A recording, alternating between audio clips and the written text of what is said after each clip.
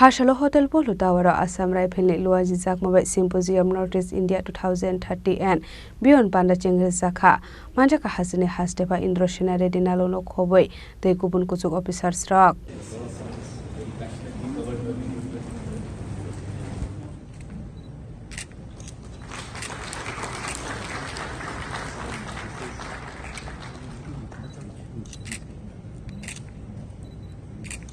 Ashali Panda Assam Rifle Strong Subas Symposium Northeast India 2030 and beyond Panda Chengwi Rwjakha Panda Naroi Okra Ngi Rwjakha Hasne Hastefano Khoboi Rwjakha Assam Rifle Sing Kusuk officer stroke Ashala Juda Bedini soldier stroke no Boramya for Rwjakha Abahikino Naima Thangnai Kolmuna Ti Dalbidal Chazakha Koklam. British left the country.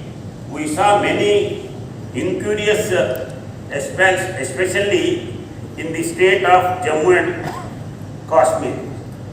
In the northeast, in contrast, our brave officers and soldiers quickly reclaimed and protected territories which we would have lost otherwise. Most prominent among them is the king of, in the case of Taiwan Valley. In 1951, Major Bob Kaiting took his men across the Shela Pass and took control of the Taiwan Valley. Before the Chinese could do any incursions, a similar story is how the Rwjakha Valley in northeast Arunachal Pradesh was saved in time from being occupied, which is a matter of pride for us. General A.S. Gauraya took his soldiers from Assam Rifles by foot and took control of the valley in Chittagong district of the then Northeast Frontier Province and settled several Rwjakha families in that valley.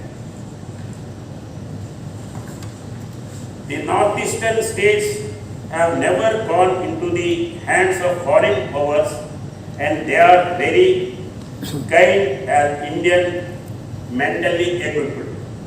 To be coming back here to Agartala, visiting this beautiful state and this beautiful city, always a pleasure to be here and to deliberate on this very important symposium organized under the aegis of the IGR East and the command and the 21 sector Assam Rifles here. That is Northeast India 2030 and beyond.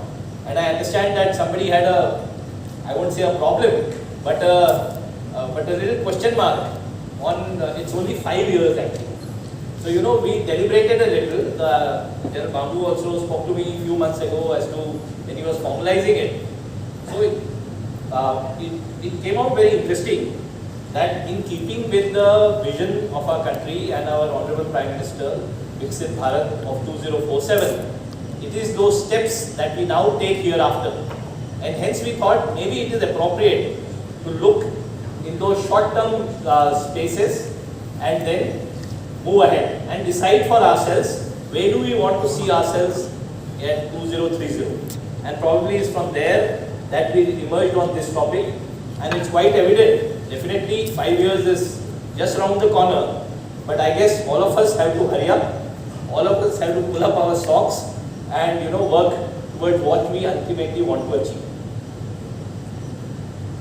The Northeast, as we all know, often described as India's gateway to the further east, is a mosaic of diversity, a confluence of cultures, and a region undoubtedly of immense strategic significance. During the course of this seminar and symposium over the entire day, we have had 3 very brilliant sessions. Unfortunately, I could not sit through the first one because I just arrived when it ended.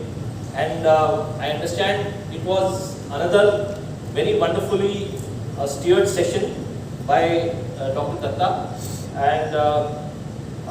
and Ms. Patricia. Your whatever you spoke during the session often got referred through the next 2 sessions. So it clearly says as to how beautifully you had articulated it. So is Mr. Pradeep. Your covering of the interesting cultural, ethnic and language dynamics was also very very interesting.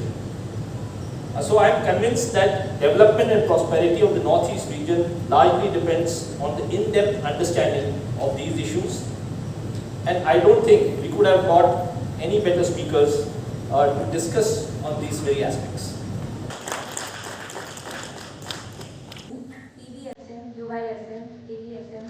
Rwjakha Khorang Chini Khorang.